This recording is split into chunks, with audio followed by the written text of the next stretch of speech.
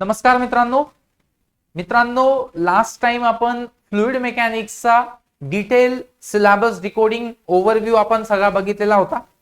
मी तुम्हाला सांगितलं होतं की 1 बाय 1 मी ऑल सब्जेक्ट्सचा करून देणार आहे, सो दॅट तुम्हाला ज्यावेळेस तुम्ही स्टडी करणार त्यावेळेस एक्झॅक्टली कोणत्या पॉइंटचा स्टडी करायचा आहे हे तुम्हाला समजेल.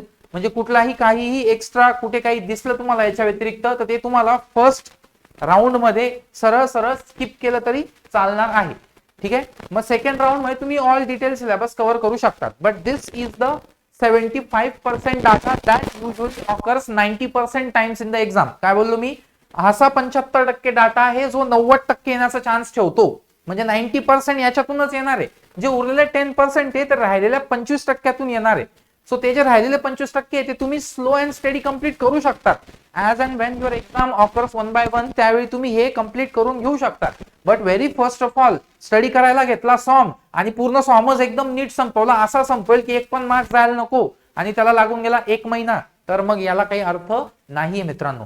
त्यामुळे आपल्याला महत्वाचा जो कंटेंट आहे तो आधी फोकस करायचा आहे आणि त्यासाठीच आपण ही सिरीज सुरू केली आहे. त्यासाठीच आपण हे सगळे व्हिडिओज रेकॉर्ड करतोय आणि तुमच्यापर्यंत देत आहोत. का बर? कारण तुमचा वेळ वाचावा आणि लवकरात लवकर पोस्ट मिळवण्यासाठी तुम्ही इलिजिबल व्हावे. कारण सिलेबस सगळाच कंप्लीट करत बसले तर खूप वेळ लागेल. म्हणून महत्वाचं जे आहे ते आधी फोकस करायचं आहे. सो स्ट्रेंथ ऑफ मटेरियल आज आपला सब्जेक्ट आहे आणि स्ट्रेंथ ऑफ मटेरियल जो आहे याच्यामध्ये मी एक थोडा बदल केला आहे की न्यूमरिकल जे आहेत मी तिथेच ठेवले आहेत. फ्लुइड मेकॅनिक्स मध्ये काय केलं होतं आपण, न्यूमरिकल मी लास्टला टाकले होते. आता याच्यामध्ये मी 2 सेक्शन घेतले आहेत. चॅप्टर वाईज सिलेबस काय आहे आणि दुसरा टॉपिक वाईज प्रत्येक चॅप्टर मध्ये काय सिलेबस आहे, मग तिथेच मी लिहून दिले की कशावर न्यूमरिकल येतात कशावर नाही येत. ओके, सो स्टार्ट करू आपण. हा व्हिडिओ तितका मोठा नसणार आहे जितका FM चा होता, हा थोडा लहान असणार आहे. बिकॉज FM मध्ये टॉपिक्स जास्त आहेत, मटेरियल मध्ये कन्सेप्ट जास्त आहेत आणि तिथे गोष्टी बदलत जातात. म्हणून व्हरायटी स्ट्रेंथ ऑफ मटेरियल मध्ये तुम्हाला भरपूरशी मिळू शकते सेम टॉपिक वरती. सो तुम्हाला कुठले टॉपिक्स अभ्यासायचे आहेत तर सगळ्यात अगोदर इतके चॅप्टर्स आहेत. 10 चॅप्टर्स मध्ये मी फोड केली आहे. कोणी म्हणेल की सर याच्यामध्ये तुम्ही शेल्स घेतलं पाहिजे होतं, स्प्रिंग्स घेतलं पाहिजे होतं. बट ऑब्वियस आहे, मी तुम्हाला काय सांगितलं की 25 आपल्याला 75% जे महत्वाचे ते बघायचे, 25% मी ते वगळून दिलेलं आहे. सो मोस्ट इम्पॉर्टंट हेच आहे. 75% ह्याच्यावरतीच 90% प्रश्न येणार आहेत याच्यावरती. ठीक आहे, so shear force and bending movement हे राहिलं माझ्याकडून. सगळे पीपीटी चेक केले मी, पहिलेच राहून गेल पण मला वाटलं की याच्यात नसेल मिस्टेक. मोमेंट येते. ठीक आहे, bending moment, shear force and bending moment diagrams. ठीक आहे, हे तुमचा पहिला चॅप्टर आहे. त्याच्यानंतर simple stresses and strains, simple stresses and strains, elastic constants, thermal stresses, bending stresses, shear stresses, principal stresses, theory of columns, slope and deflection, torsion, torsional stresses म्हणजेच तुमचं torsion. ठीक आहे, म्हणजेच थिअरी ऑफ शाफ्ट्स वगैरे. आणि त्याच्यानंतर मग तुमचं येतं काय, शेल्स येतं आणि शेल्स नंतर येतं तुमचं स्प्रिंग्स येतं. तर ते मायनर टॉपिक्स आहेत. जर ऑब्जेक्टिव्ह लेवलची एक्झाम बघितली त्यामध्ये फारसे काही त्याच्यामध्ये क्वेश्चन्स येत नाही. सिम्पली लॉंगिट्युडनल स्ट्रेस, हुप स्ट्रेसचा फॉर्म्युला, सर्कम्फरन्शियल स्ट्रेसचा फॉर्म्युला असं ते येत असतं. ठीक आहे, आणि कोण मोठा कोण छोटा, रॅडियल स्ट्रेस वगैरे वगैरे असं ते येत असतं. सो इतकं काही तो इश्यू नाहीये. मी तुम्हाला सांगतोय की जे महत्वाचं आहे ते आधी कव्हर करायचं. सो हे महत्वाचं आहे. इतके चॅप्टर्स 1 बाय 1 असले पाहिजे. तुमच्या जे काही स्टडीचा पॅटर्न आहे त्याच्यामध्ये हे चॅप्टर आलेच पाहिजे. आता एसएफटी बीएमडी जो आहे तो चॅप्टर तुम्हाला टॉस एसे मध्ये पण दिसेल. इनफॅक्ट टॉस एसे मध्ये प्रत्येक ठिकाणी आपण एसएफटी बीएमडी ड्रॉ करू, याला काही चॅप्टर नाही.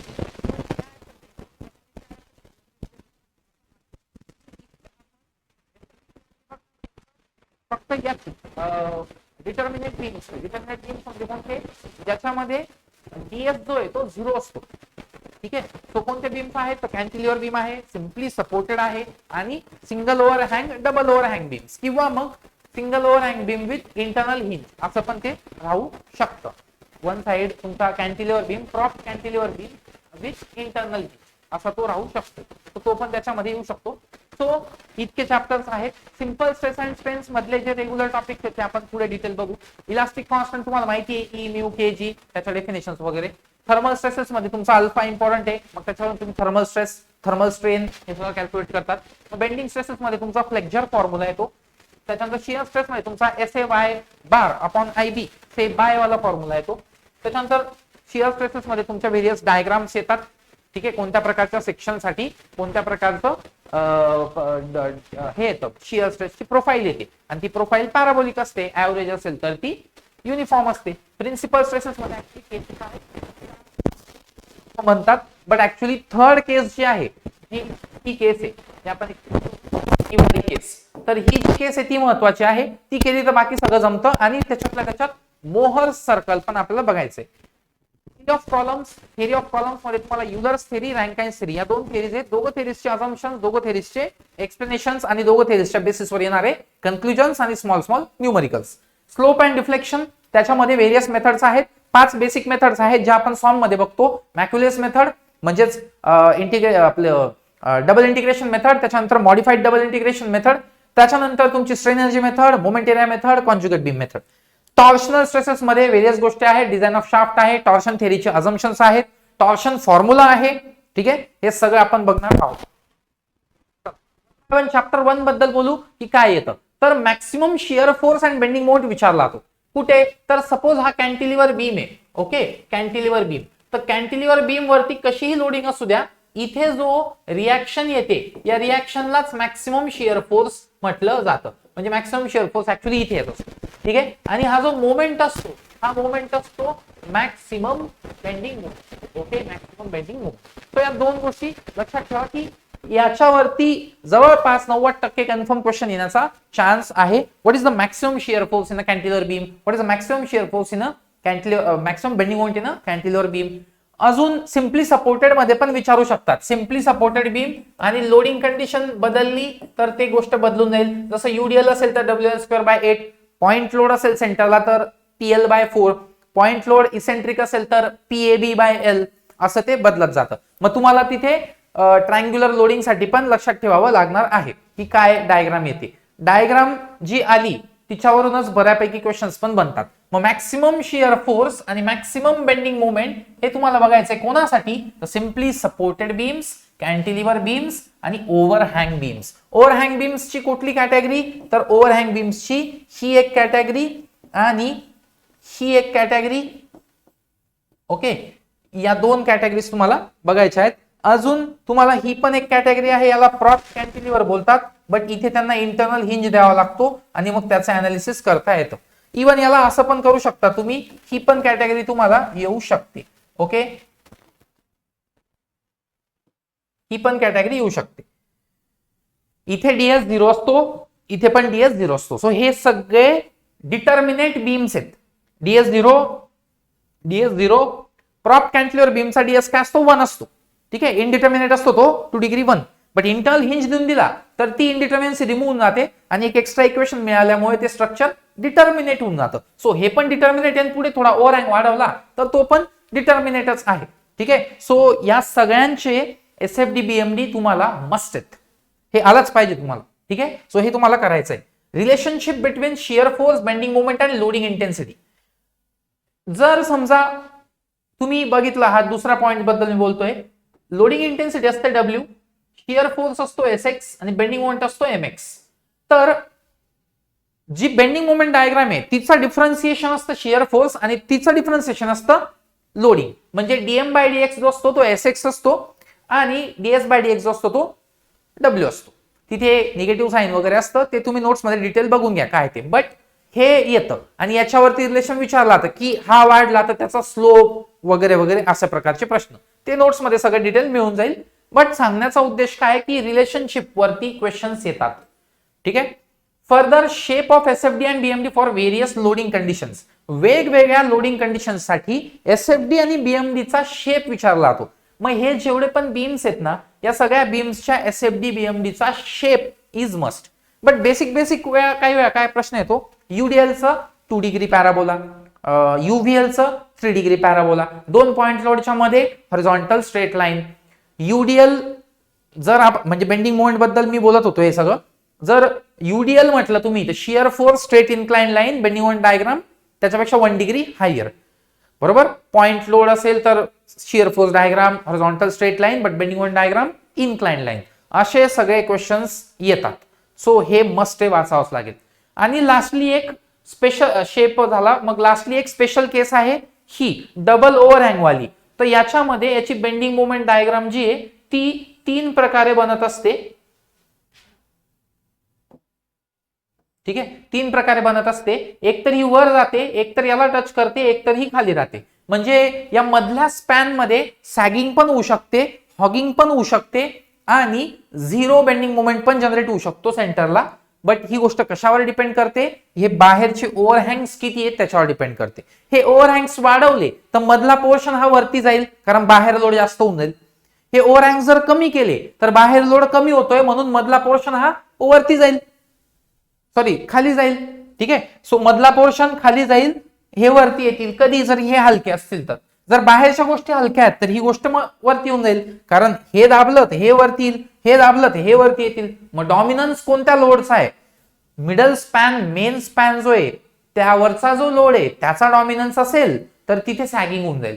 पण तो जर डॉमिनंट नसेल, बाहेरचे डॉमिनंट असतील, जास्त असतील, तर हॉगिंग होऊन जाईल. बट जर दोघं बॅलन्स मध्ये येत असतील तर तिथे एक्झॅक्टली झिरो बेंडिंग मोमेंट येईल सेंटरला. तर या कंडिशन्स दिलेल्या आहेत नोट्समध्ये. नोट्ससाठी तुम्हाला माहित आहे, तुम्ही सिम्पली 84 59 25 45 33 या नंबरवरती सिम्पली कॉन्टॅक्ट करून टाका, तुम्हाला नोट्स मिळून जातील. ठीक आहे, तुम्हाला नोट्स मिळून जातील आणि हा जो नंबर आहे याच्यावर तुम्हाला सगळ्या डिटेल नोट्स मिळत जातील, तुमचं काम त्याच्यामध्ये होऊन जाईल. सो हे पण सगळं त्या नोट्स मध्ये आहे. आता further chapter 2 types of loads on bars and the stresses develop. आता कोणता चॅप्टर आहे हा, तर स्ट्रेसेस स्ट्रेन वाला चॅप्टर आहे.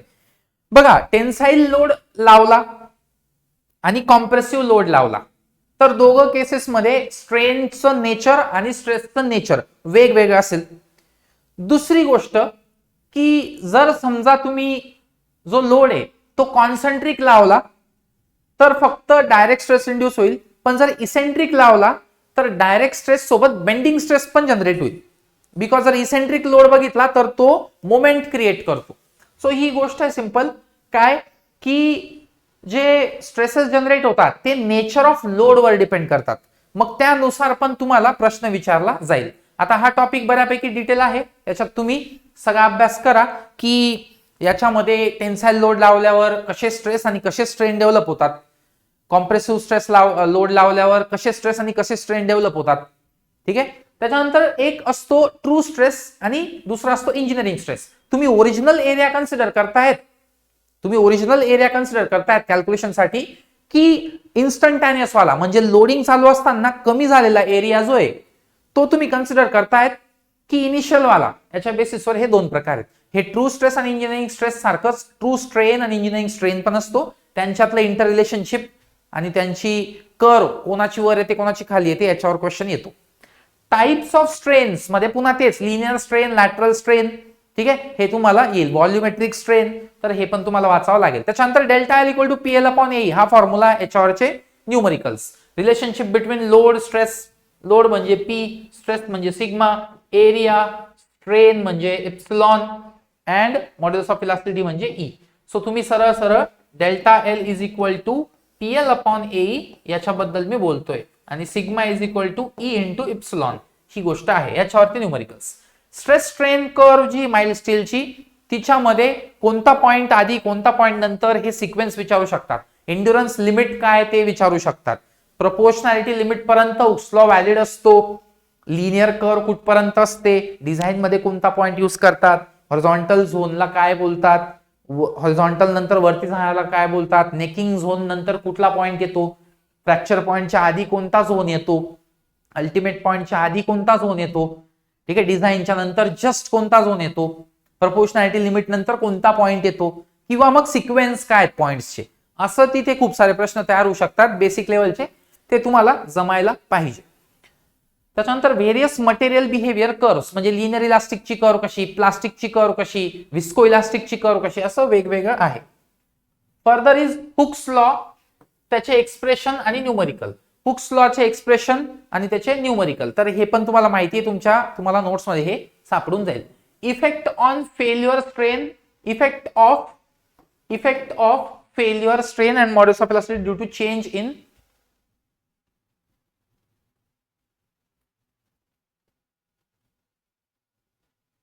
ठीक आहे. Effect on failure strain and modulus of elasticity due to change in grade of steel आणि कार्बन कंटेंट. कार्बन वाढवलं, कार्बन कमी केलं तर मॉड्युलस ऑफ इलास्टिसिटी वाढते, कमी होते. Fracture stress, fracture strain, brittleness, ductility वाढते, कमी होते. हे सगळं या 8 नंबर मध्ये येतं, हे विचारलं जातं. ठीक आहे. 9 नंबर इज ऍक्सियल रिजिडिटी. हा जो delta L is equal to PL upon A formula आहे, याच्यामध्ये लोड पर युनिट डिफ्लेक्शन जर केला आपण तर आपल्याला ए बाय एल ही टर्म मिळते. So load per unit deflection is stiffness and deflection per unit load is flexibility. म्हणजे पी बाय डेल्टा एल ही टर्म असते स्टिफनेस, याच्यातला ए म्हणजे ऍक्सियल रिजिडिटी, आणि delta L by P L म्हणजे P जर उलटा केला तर एल बाय ए असते फ्लेक्सिबिलिटी. पण ऍक्सियल लोडमुळे या टर्म्सला ऍक्सियल बोलतात. ठीक आहे. ऍक्सियल रिजिडिटी म्हणजे एई, ऍक्सियल स्टिफनेस म्हणजे एई बाय एल, ऍक्सियल फ्लेक्सिबिलिटी म्हणजे ऍक्सियल स्टिफनेसच्या रेसिप्रोकल एल बाय ए, असं हे विचारलं जातं. त्याच्यानंतर इम्पॉर्टंट डेफिनेशन्स लाईक डक्टिलिटी विचारलं जातं, मेलिबिलिटी येतं, ब्रिटलनेस, टेनॅसिटी येतं, आयएस ला आलेलं होतं हे, टफनेस येतं, modulus of toughness, resilience, modulus of resilience, proof resilience. Not necessary की सिक्वेन्स हा फॉलो करायचा आहे, सिक्वेन्स नोट्स मध्ये प्रॉपर आहे, तो सिक्वेन्सनेच अभ्यास करायचा. पॉइंट्स इथं पुढे मागे झालेले आहेत थोडेफार काही. आता जसं सगळ्यात अगोदर रेझिलियन्स येतो, मग modulus of resilience, proof resilience, मग टफनेस, मग मॉड्युलस ऑफ टफनेस. ठीक आहे. पण इथे तो आधी लिहिला, याचा अर्थ तो आधी करायचा असं काही नाही.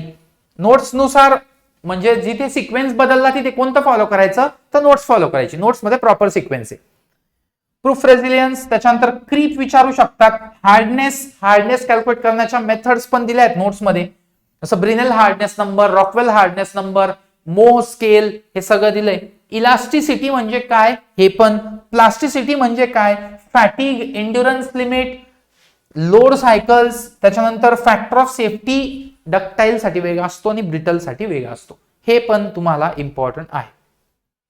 Next is failure of ductile and brittle materials. Failure of ductile and brittle materials under tension. Under tension.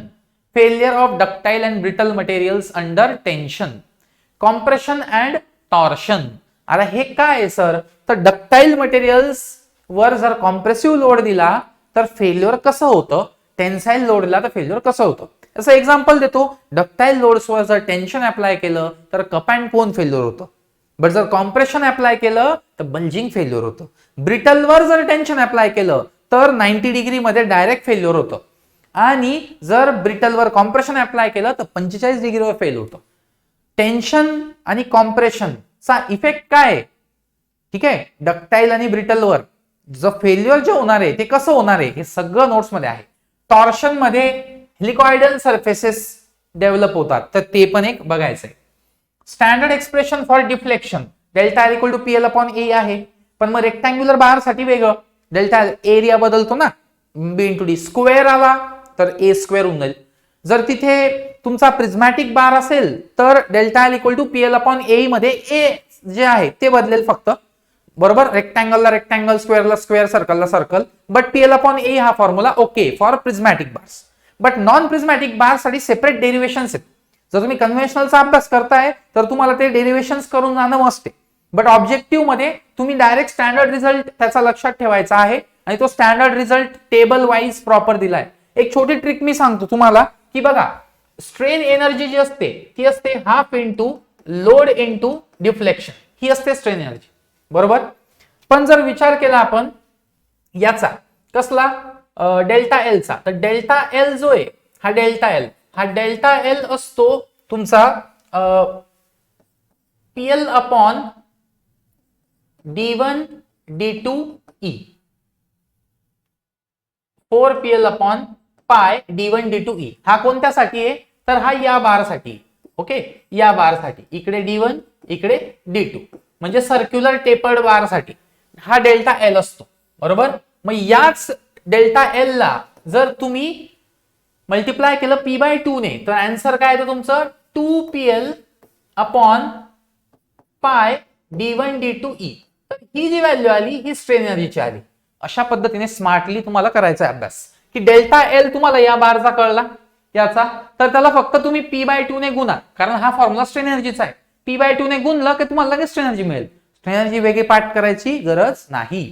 So rectangular tapered, square tapered, circular tapered अशा सगळ्यांचे डेरिव्हेशन्स आपण पण घेतलेले आहेत आणि तिथे यांचे स्टँडर्ड एक्सप्रेशन दिले, तर तुम्ही स्टँडर्ड वरती फोकस करा. सो हे तुम्हाला मला सांगायचं होतं की आता हे होतं सगळं ऍक्झियल लोडिंगमुळे. सेम जर तुम्ही सेल्फवेट नुसार काढलं, म्हणजे आता सपोज हा बार आहे बरोबर, सो या बार वरती लोड पी लावला तर डेल्टा एल किती होईल, तर पी एल अपॉन ए होईल बरोबर. पण जो सेल्फवेट आहे या सेल्फवेटमुळे वेगळं असते value W L upon 2AE. मग कोनिकल बार, प्रिझमॅटिक बार यांचे ऍक्झियल डिफ्लेक्शन अंडर सेल्फवेटचे वेगळे फॉर्म्युले आहेत. हे सगळं स्टेप बाय स्टेप नोट्स मध्ये दिसेल. तर तुम्हाला काय करायचं आहे, axial deflection, okay, axial deflection of prismatic and non prismatic bars due to external loads आणि axial deflection of prismatic and non prismatic bars under self weight. आणि हे झालं की मग strain energy of prismatic bars under external load आणि then under self weight. अशा cases तुम्हाला study करायच्या आहेत. ठीक आहे. सो हे सगळं नोट्स मध्ये सापडेल. Expression for strain energy stored in prismatic and non prismatic bars. जर हे तुम्हाला डिटेल वाटत नसेल तर मी जे बोलतोय ते पण तुम्ही ऍडअप करू शकता. Expression for strain energy stored in prismatic and non prismatic bars. Strain energy stored in prismatic and non prismatic, जे की मी बोललो तुम्हाला, म्हणजे 12 आणि 13 आपले दोघे बोलून झाले. प्रिझमॅटिक मध्ये पण नॉन प्रिझमॅटिक मध्ये पण, ड्यू टू एक्सटर्नल लोड पण आणि ड्यू टू सेल्फ वेट पण. ठीक आहे. पुढे principle of superposition and numericals. हे अशा प्रकारचे काहीतरी न्यूमरिकल्स तुम्ही बघितलेले असतील. इथे लोड अप्लाय केला, इकडे लोड अप्लाय केला, इकडे एक लोड अप्लाय केला आणि मग त्याच्यात ते हा पी विचारतात किंवा मग याचं टोटल डिफ्लेक्शन विचारतात. काही वेळा असं विचारतात, या प्रकारे विचारतात. ठीक आहे. इथे बॉ पी लोड लावलाय, इथे 2p लोड लावलाय, तर मग इथली रिॲक्शन किती असं विचारतात. सो हे सोपे क्वेश्चन्स आहेत, हे एक्झामला येणार आहेत. ठीक आहे. हेच येतं प्रिन्सिपल ऑफ सुपरपोजिशन, त्याचा अझम्पशन्स काय, ठीक आहे, आणि त्याच्यावरचे numericals. Axial deflection of composite bars. Composite bar म्हणजे हे असे जॉईन केलेले बार किंवा मग असे जॉईन केलेले बार. ओके, याला कंपोजिट बार बोलतात. हे अशा प्रकारचे बार्स किंवा मग हे अशा प्रकारचे बार्स, हे असं ठेवलेलं असतं काहीतरी अरेंजमेंट, हा लहान हा मोठा, लाईक दिस. ओके, या प्रकारचे बार्स. तर याचे तुम्हाला स्टँडर्ड केसेस जे आहेत त्या लक्षात घ्यायच्या आहेत. याला कन्व्हेन्शनल मध्ये फार महत्व आहे, बट आपल्या ऑब्जेक्टिव्ह मध्ये तेवढा इम्पॉर्टन्स नाहीये. तुम्ही कंडिशन्स लक्षात घेतल्या की कसं इक्वेशन लिहून काढायचं ते पण तुम्हाला जमून जाईल. पुढे सॉल्व्ह करायची आवश्यकता नाही. Stress and strain मॅट्रायसिस and expression between linear stress and shear stress. Linear strain पाहिजे होतं, linear strain and shear strain म्हणजेच काय, डेल्टा एल आणि फाय या दोघांमधलं एक्सप्रेशन. तर ते पण आपल्या नोट्स मध्ये आहे. स्ट्रेस मॅट्रिक्स आणि स्ट्रेन मॅट्रिक्स दोघं बनतात. 3x3 चा मॅट्रिक्स पण असतो, 2x2 चा पण असतो. 3x3 चा 3D मध्ये असतो, 2x2 चा 2D मध्ये असतो. तर ते सगळं नोट्स मध्ये आहे. Different elastic constants. Different elastic constants E हा म्यू आहे, म्यू, जी आणि K. Modulus of elasticity, Poisson's ratio, त्याच्यानंतर तुमचा शियर मॉड्युलस किंवा मॉड्युलस ऑफ रिजिडिटी आणि बल्क मॉड्युलस के आणि बल्क मॉड्युलसचा reciprocal compressibility. And the inter relationship, जसं की E is equal to 3k into 1 minus 2 mu, E is equal to 2g into 1 plus mu, बरोबर, 9kg upon 3k plus g. हे सगळे expressions. तर ते आणि त्याच्यावरचे न्यूमरिकल्स सुद्धा. ठीक आहे, as well as the numericals. Number of elastic constants for, आता आयसोट्रोपिक, होमोजिनियस, ऑर्थोट्रोपिक, त्याच्यानंतर अनायसोट्रोपिक म्हणतो आपण किंवा एलिओट्रॉपिक बोलतो आपण. ठीक आहे, त्यांचं पण घ्यायचं अनायसोट्रोपिक. सो हा टेबल सगळा दिलेला आहे, तो टेबल वाचावा लागेल. व्हॉल्युमेट्रिक स्ट्रेन एक्सप्रेशन. व्हॉल्युमेट्रिक स्ट्रेन म्हणजे एप्सिलॉन व्हॉल्युमेट्रिक असतो, बरोबर. मग त्याचं एक्सप्रेशन जे येतं delta V upon original V, आणि मग हुक्स लॉच्या बेसिसवरती युनिॲक्सियल, बायॲक्सियल आणि ट्रायॲक्सियल साठी तिथे आपल्याला एक्सप्रेशन्स मिळतात. व्हॉल्युमेट्रिक स्ट्रेन पर्टिक्युलरली स्पियर साठी तुमचा 3D बाय ओरिजिनल डी आहे आणि सिलेंडर साठी 2 टाइम्स 2D बाय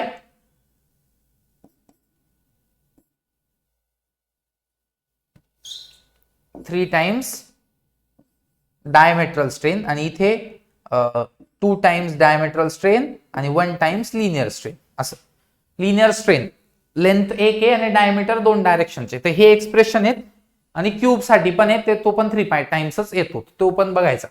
तर हे तिघं आणि यांच्यावरचा सोपा न्यूमरिकल. तर हे पण व्हेरी इम्पॉर्टंट आहे. चॅप्टर 4 अल्फाच्या values for different materials. What is alpha? तर alpha is strain for 1 degree change in temperature. 1 degree change in temperature per strain for 1 degree change in temperature.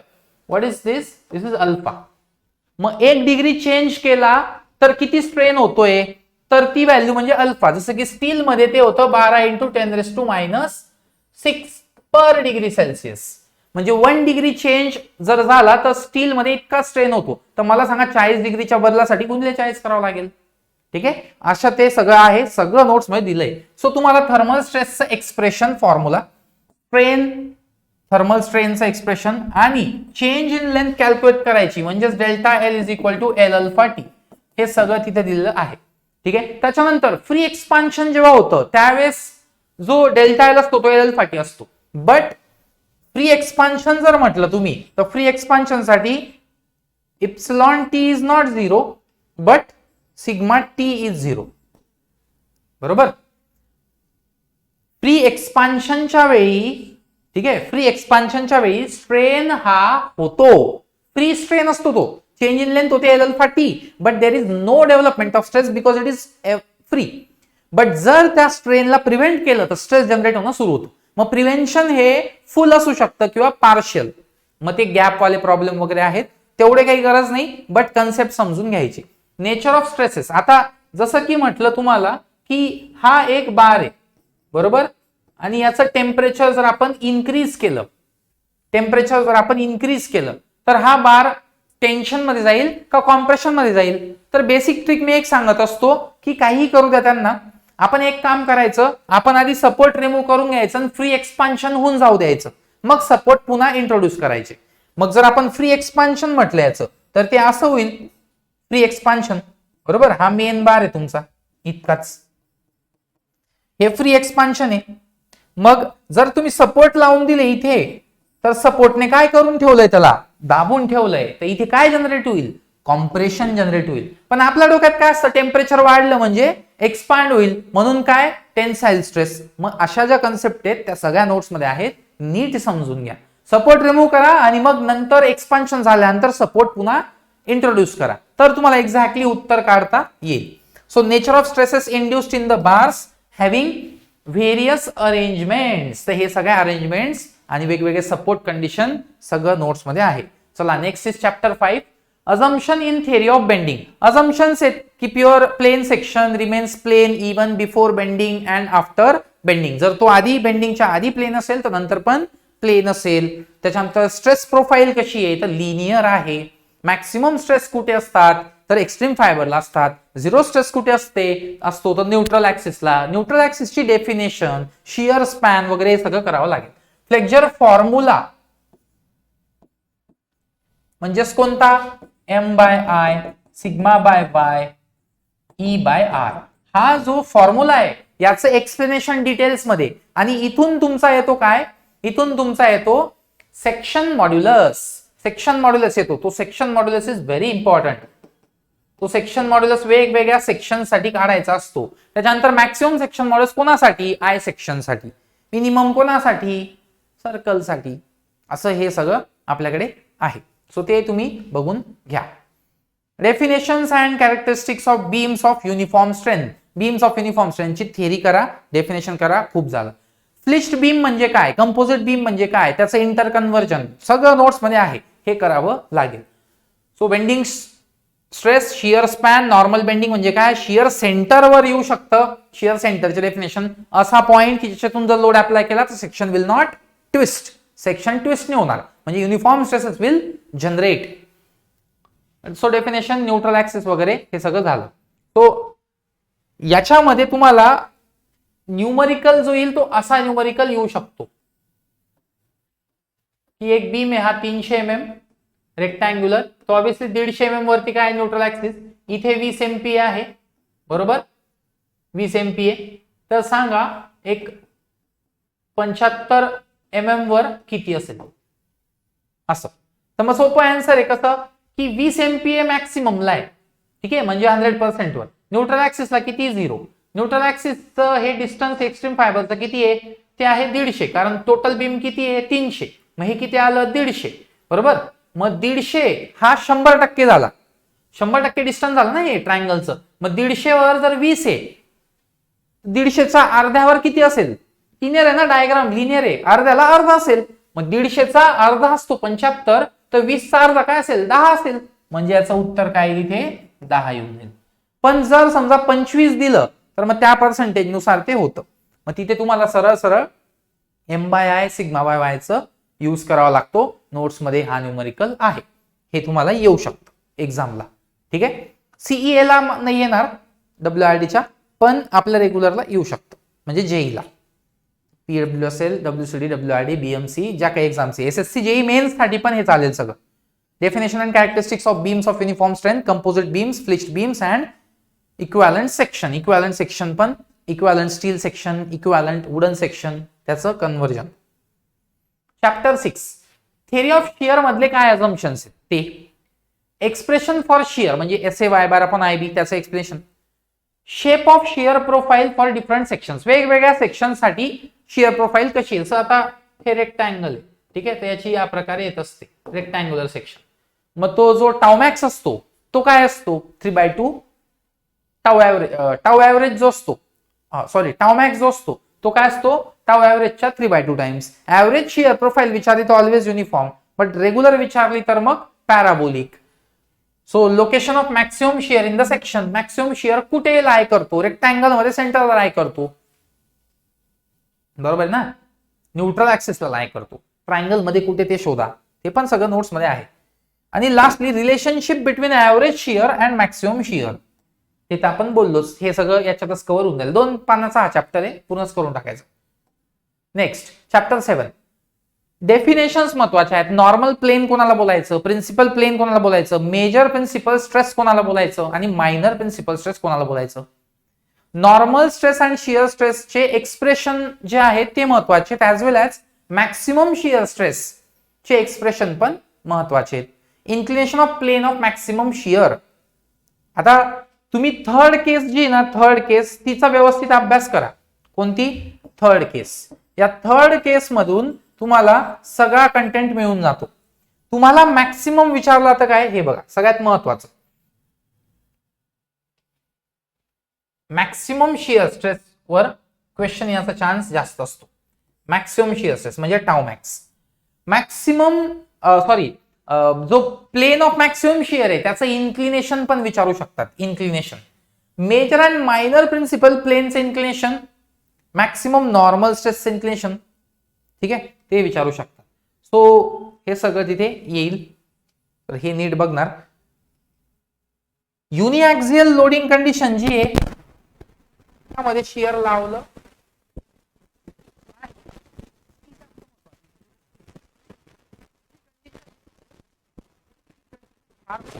याच्यावर न्यूमरिकल्स येण्याचा chance जास्त आहे, theory येण्याचा chance जास्त आहे. का ही कंडिशन महत्वाची आहे, कारण हिचे फॉर्म्युले सोपे आहेत आणि ही लहान आहे.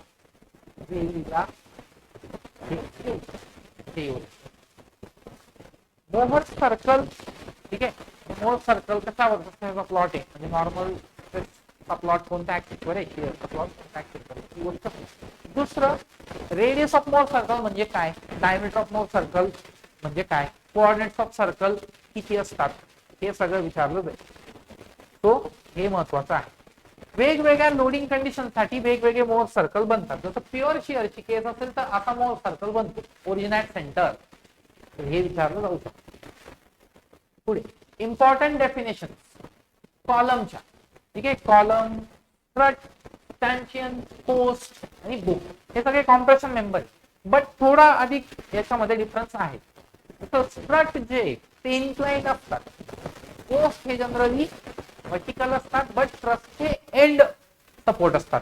बूम म्हणजे क्रेनचे म्हणजे मशीनचे आर्म्स आहेत, तर ते सुद्धा कॉम्प्रेशनला सब्जेक्टेड आहे. आतापर्यंत असे क्वेश्चन आले, column is a compression member, strut is a compression member, tension is a compression member, force is a compression member, boom is a compression member, असे एक्झाम्पल्स येऊन गेले. Which of the following is not a compression member. मग याच्यामध्ये tie म्हणून घेतो.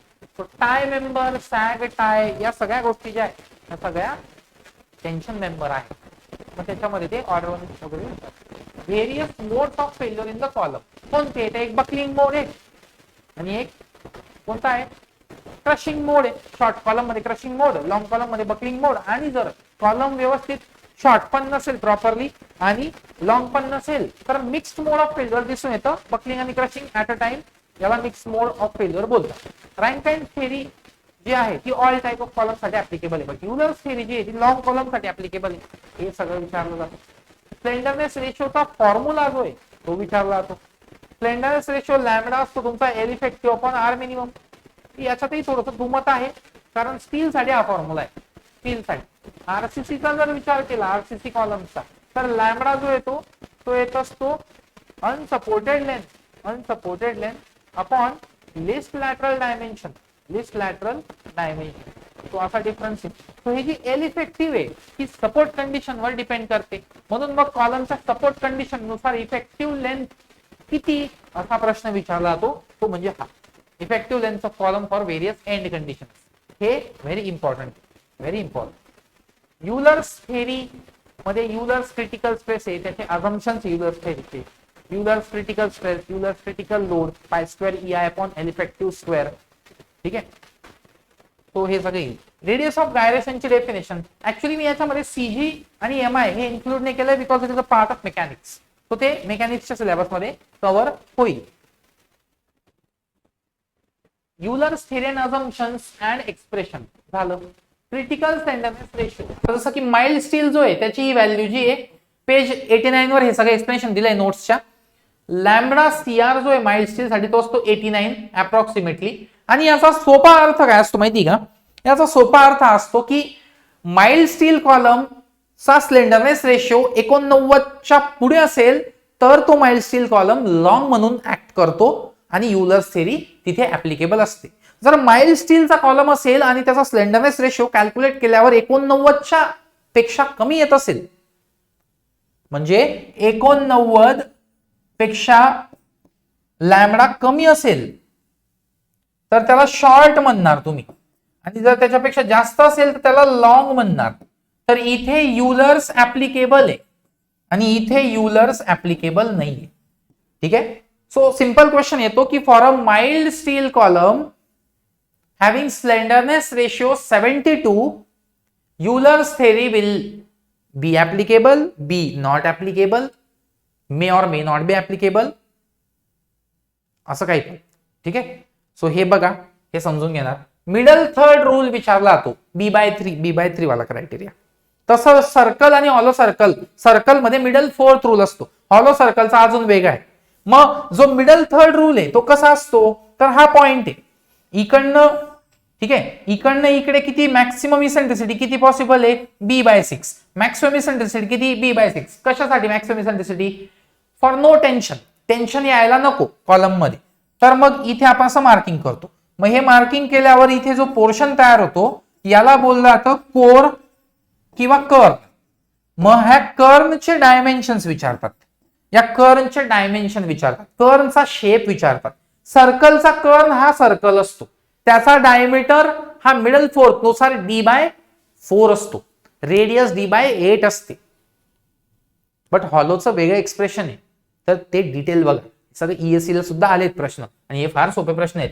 So shape of curve for various shapes आणि dimension सुद्धा.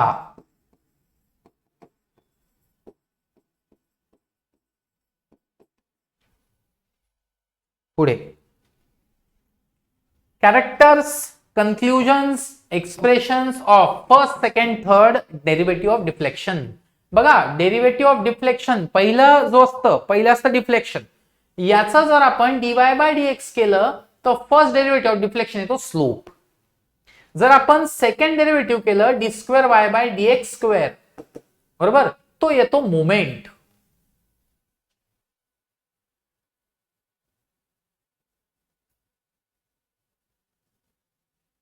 बरोबर आहे, हे समजलंय ना. जर आपण थर्ड घेतला याचा म्हणजे D cube y by D x cube तर तो येतो शिअर.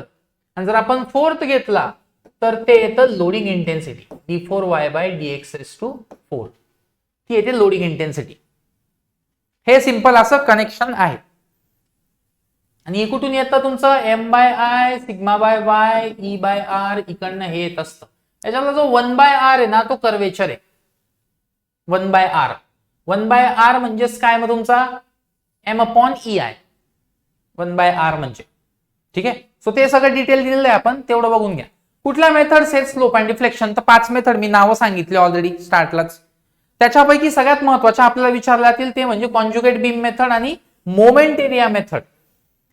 त्या कॉन्जुगेट बीम मेथड मध्ये तुम्ही एक रियल बीम असतो, एक कॉन्जुगेट बीम असतो, आणि त्या कॉन्जुगेट बीम वरती या रियल बीमची बेंडिंग म्हणजे काय करतात माहिती का, रियल बीम असतो ना त्याची बीएमडी ड्रॉ करतात, त्या बीएमडी ला उचलतात आणि कॉन्जुगेट बीम वरती प्लेस करतात आणि मग त्या कॉन्जुगेट बीमची शियर फोर्स डायग्राम काढतात आणि बेंडिंग मोमेंट डायग्राम काढतात आणि त्याच्यावरून मग आपल्याला स्लोप अँड डिफ्लेक्शन्स मिळतात. सो डिटेल मेथड नकोय, बट त्याच्यामधले जे काही गोष्टी आहेत की या बीमचा कॉन्जुगेट बीम कसा येईल असं. त्याच्यानंतर कॉन्जुगेट बीम म्हणजे काय, कॉन्जुगेट बीमचा जर एसएफडी घेतली आणि त्या एसएफडी ती एसएफडी काय शो करते, कॉन्जुगेट बीमची एसएफडी काय शो करते, slope diagram, deflection diagram, loading diagram. Conjugate बीमची बीएमडी काय शो करते, स्लोप डायग्राम, लोडिंग डायग्राम, त्याच्यानंतर बीएमडी असं तुम्हाला डिफ्लेक्शन डायग्राम असं तुम्हाला विचारू शकता. सो हे सगळं नोट्स मध्ये आहे. मी फक्त लक्षात आणून देतोय की वाचायचं काय, मी शिकवत नाहीये हे लक्षात घ्या. समजत नाही बा काय सांगतायत, सिलेबस सांगतोय मी की ते कन्सेप्ट शिकवायला येत व्हिडिओ नाहीये हा.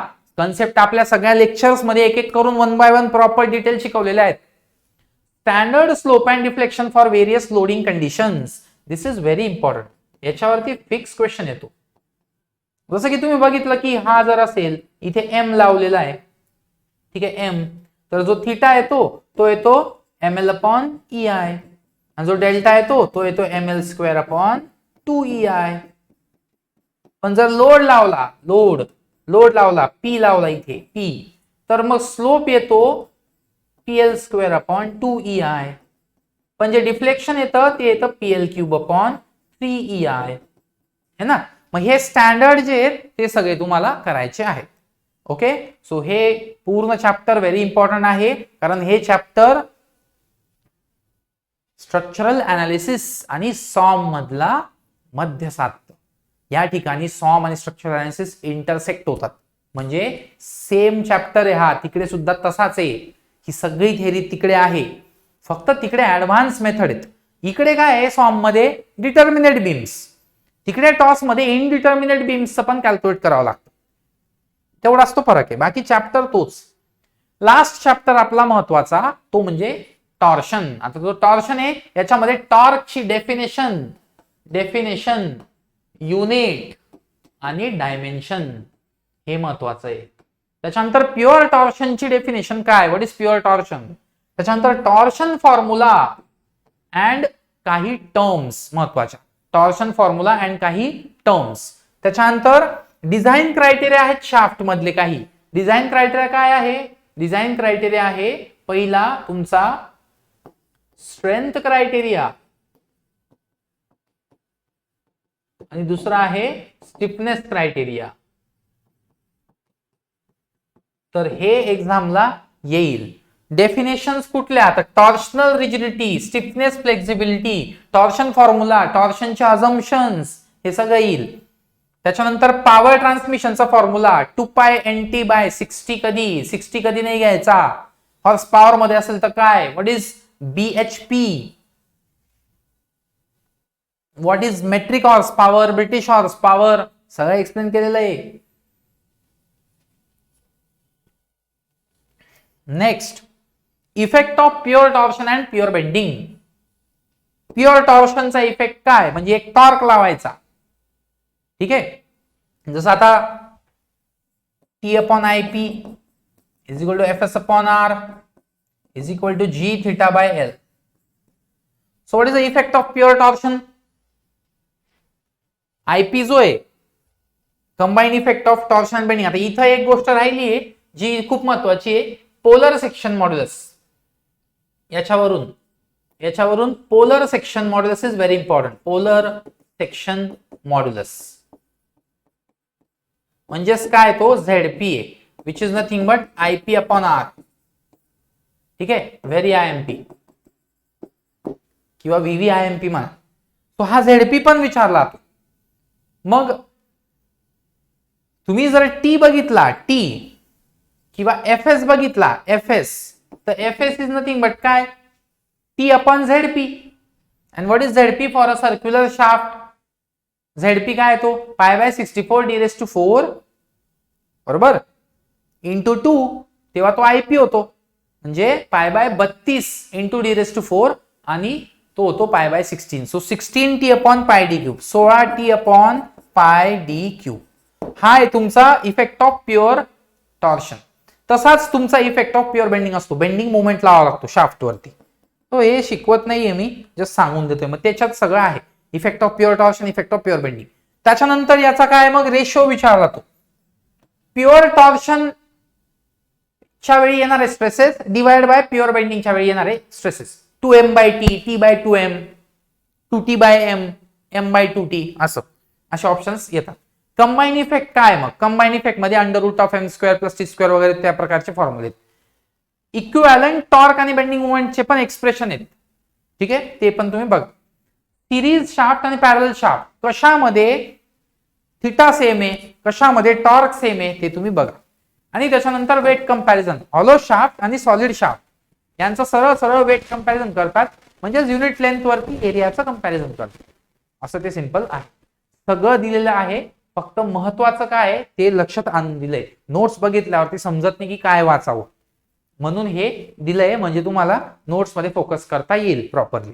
आणि मग आपण लेक्चर मध्ये काय शिकवतोय, नेमकं कोणते महत्वाचे पॉइंट्स कव्हर अप करतोय ते पण तुम्हाला कळेल. नाही तर उगाच असं नाही की बा मी शिकवतोच आहे आणि तुम्हाला समजतच नाहीये की बा एवढी खरंच गरज आहे का असं वाटतंय तुम्हाला. तुम्ही बघा न्यूमरिकल, हे बघा प्रिव्हियस इयरचे पेपर बघा, याच्यावरतीच प्रश्न सापडतील. 90% प्लस मध्ये याच्यावरती प्रश्न सापडतील. राहिलेलं मॅटर 10% मध्ये येतं. मग आपण खरंच त्या 10% ला फोकस करावं की या 90% ला फोकस करावं आणि याची रिव्हिजन प्रॉपर करावी आणि आपले सिली मिस्टेक अवॉइड करावे, प्रॅक्टिस चांगली करून ऍक्युरसी वाढवावी. हे चॉईस तुमचा आहे. ओके, सो धन्यवाद तुम्ही इतकं ऐकून घेतल्याबद्दल. That's it for today. Next video मध्ये आपण नेक्स्ट सब्जेक्ट घेऊन येऊ. तोपर्यंत बाय बाय.